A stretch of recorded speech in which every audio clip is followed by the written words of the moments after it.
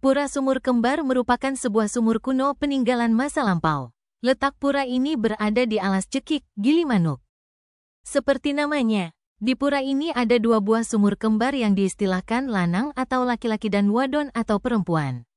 Butuh perjuangan untuk sampai di pura ini. Sebab, pemedek yang nangkil harus jeli melihat pelang kecil di ruas jalan Denpasar Gilimanuk. Hanya ada jalan setapak yang kondisinya tidak diaspal dan bisa diakses dengan kendaraan roda 4. Jalannya hanya selebar 3 meter, meski demikian tidak bisa kendaraan berpapasan. Karena berada di areal hutan, tentu di sepanjang jalan dipenuhi dengan pohon besar di kanan dan kiri jalan. Menariknya, lokasi ini diapit oleh dua buah setra masa lalu, yang kini kondisinya sudah lapang dan berupa semak belukar. Lokasinya yang berada di tengah hutan dan jauh dari keramaian, akan membuat kesan angker. Terlebih bagi pemedek yang baru pertama kali nangkil ke Pura Sumur Kembar.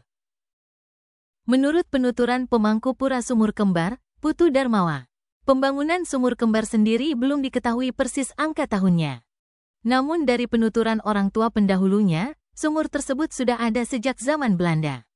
Namun, selama ini sumur kembar tersebut kerap disalahgunakan oleh orang-orang yang nangkil karena diidentikan dengan tempat pesugihan. Stigma ini bahkan masih ada sampai sekarang. Hal itu dengan tegas dibantah oleh Mangku Putu, karena Panglukatan pada dasarnya adalah tempat memohon pembersihan jasmani dan rohani.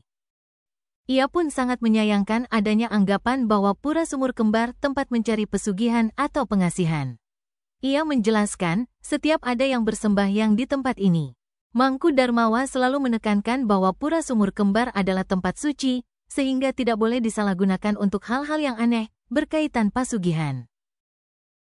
Pujawali di pura ini berbarengan dengan petilasan Mbah Temon yaitu satu syuro.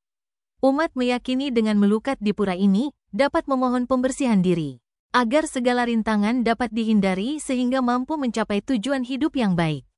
Baik itu menyangkut jodoh, kesuksesan, maupun kesejahteraan.